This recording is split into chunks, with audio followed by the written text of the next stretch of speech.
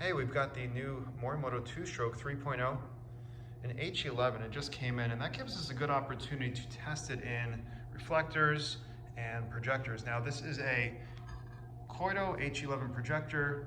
It's found on a lot of Toyota and Lexus models. It's pretty common, so if you have a Toyota with projectors, H11, there's a good chance it uses that. So we wanted to use this for the comparison.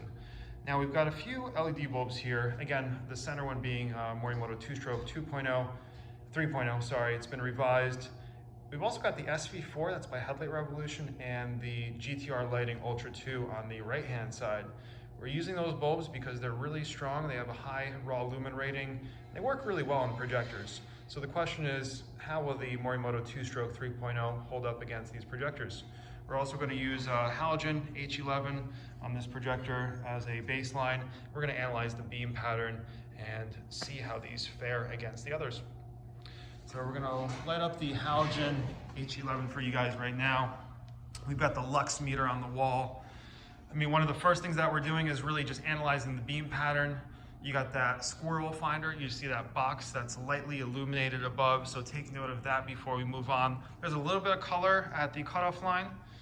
And as far as hotspot, it really doesn't have too much of a hotspot, but it's pretty uniform. It's pretty good. So it's a little hard to see. We got the lux meter in a different area. We're at 124 lux with this halogen H11 bulb in there. We're going to jump to the S-V.4. Again, the S-V.4 and the GTR Ultra2, they're known to produce really good results in halogen projectors. So it's always going to be interesting to see how these bulbs fare. And just right off the bat, you can see the S-V.4 is really solid. It actually has not only a hotspot, but the hotspot's pretty tight right under the cutoff. So it's not too low, and that's important. That means the bulb has good focus. And a lot of bulbs, they have a very low hotspot in a halogen projector. It's got some color at the cutoff.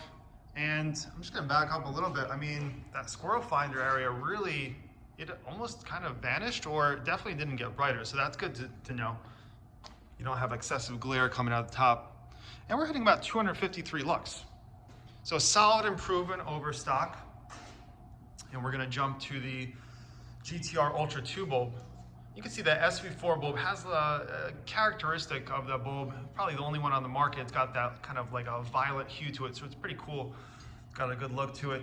The 2.0 2-Stroke, which we'll do in a second, has a 5,500 color temperature, so definitely a little different.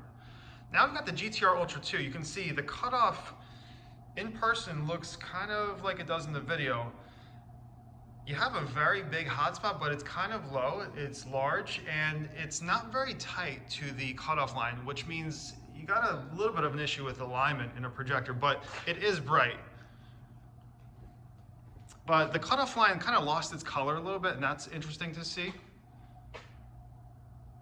And we're hitting 199 lux, which is very surprising, but it's important to note that I just told you before I even walked up to the wall, the hotspot is pretty low on this, which tells us, so if we move the projector up a little bit, we're going to show you how that changes things. And we're at about 250, and moving up a little bit higher. And a little bit higher, another brick. So we're stuck at about 250, and you know, that's something just doesn't really quite seem right. It doesn't fare well in this projector. We're gonna move to the Morimoto 2-Stroke 3.0. And again, their focus on this redesign was really, you know, filament. It's a precise filament positioning of that new LED emitter. It's supposed to mimic the original tungsten filament, and that gives you the focus. So the Morimoto 3.0, this is it right here. Again, 5,500 color temperature. Again, lower raw lumen ratings than the other two heavy hitters. But you can see the hotspot is enlarged compared to stock. It's pretty tight right underneath the cutoff line, and that's where you want your intensity to be.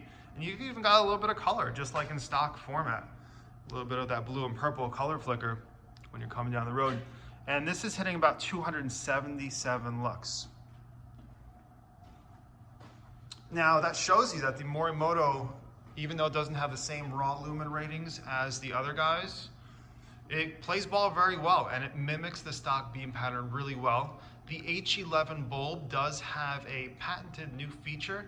I believe it's called a tension clip, and that actually angles down the bulb very slightly once it's fully seated, putting it in the perfect position.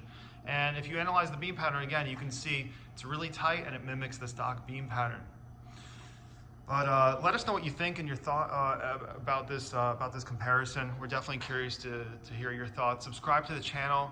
And as a final reminder, it's important to note that these bulbs that we're testing here today are not compliant to be used as low beam replacements in the United States. You can use them as fog lights or international settings. Definitely check your laws.